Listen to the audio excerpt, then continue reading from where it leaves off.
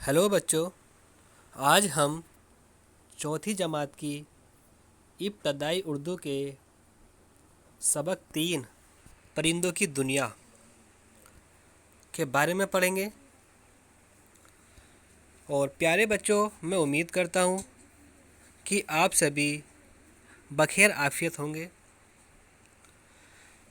जैसा कि आपको सबक के नाम से ही जाहिर हो रहा है कि आज हम मुख्तलिफ परिंदों के बारे में जानेंगे। चलिए शुरू करते हैं। हमारे मुल्क में छोटे बड़े रंग बिरंगे परिंदे पाए जाते हैं।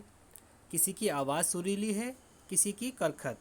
करखत मीन्स भद्दी आवाज़, भद्दी जो सुनने में अच्छी नहीं लगती है।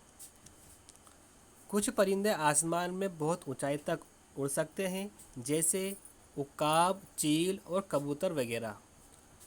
कुछ परिंदे मामूली ऊंचाई तक उड़ते हैं, जैसे तोता, मैना। लेकिन ज़्यादातर परिंदे ज़मीन पर ही रहते हैं।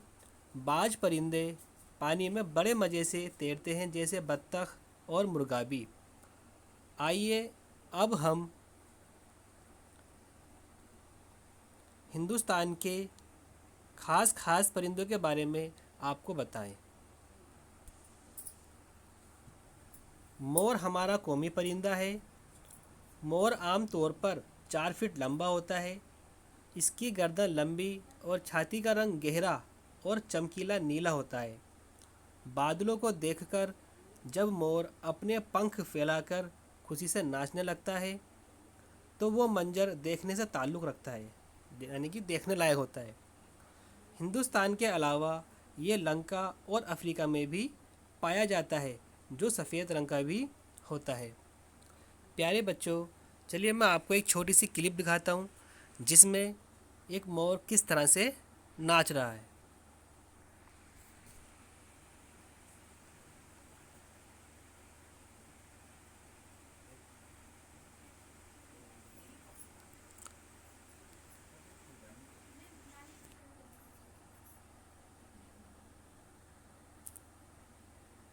देखा आपने, जब एक मोर नाचता है तो कितना खूबसूरत लगता है। चलिए आगे बढ़ते हैं। तोता मैना को लोग शौक से पालते हैं। ये दोनों परिंदे बोलना भी सीख लेते हैं और जुमले के जुमले रट लेते हैं। फिर इस सफाई से बोलते हैं कि हैरत होती है। तोता ज़्यादातर हरे रंग का होता है। मैना का रंग काला और इसकी चोंच पतली होती है।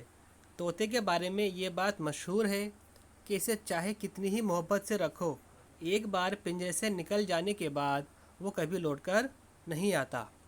यानी कि आप जो है तोते को कितनी ही मोहब्बत से उसको पालो, अच्छे से खिलाओ पिलाओ, लेकिन अगर उसको एक बार बाहर से निकलने का मौका, पिंजरे से निकलने का मौका मिला तो वो कभी लौटकर नहीं आता। इसीलिए बेमरवत लोगों को तोता चश्म कहा जाता है। बेमरवत मीन्स बेवफा। ठीक है। तोते की तरह आँख फेर लेने का मुहावरा भी इसी से बना है। कबूतर के लिए तोते से अलग बात कही जाती है, ये लौटकर ज़रूर आता है। कबूतर को अमन की निशानी समझा जाता है। कबूतर कई रंग और नस्ल के होते हैं। कबूतर उन परिंदों में से हैं जो अमूमन झुंड में रहते हैं। इनकी आवाज़ गुटुरगु गुटुरगु की तरह सुनाई देती है। पुराने ज़माने में कबूतर से एक जगह से दूसरी जगह पैगाम पहुंचाने का काम लिया जाता था, यानी कि मैसेज पहुंचाने का काम। चलिए मैं आपको इन कबूतर की थोड़ी सी आवाज़ सुनवाता हूँ, कैसी आवाज़ होती है इनकी।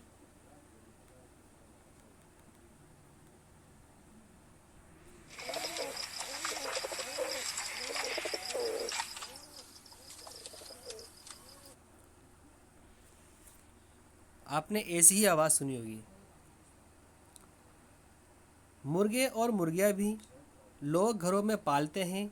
मुर्गा सुबह सवेरे बांग देता है और सुबह सवेरे हमें जगाता है।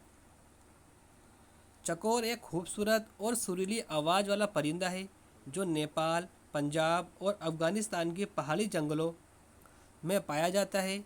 इसके बारे में ये मशहूर है कि चाँद का इतना आशिक होता है कि टकटकी बांधे चाँद को ही देखता रहता है। टकटकी बांधे यानी कि लगातार पल के झपके बगैर।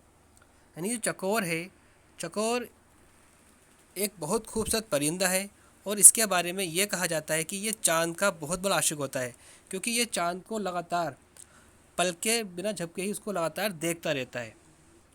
प्यारे बच्चों, आज हमने जितना सबक पढ़ा है उसमें जिन परिंदों के नाम आए हैं, चलिए हम उनको एक झलक देख लेते हैं।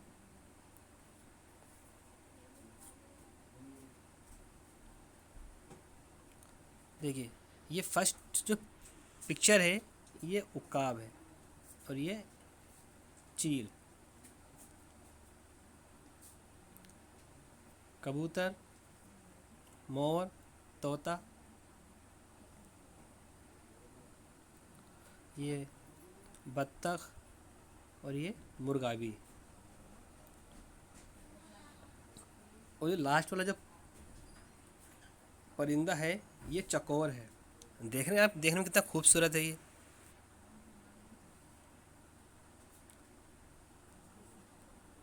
तो बच्चों, आज के लिए इतना ही।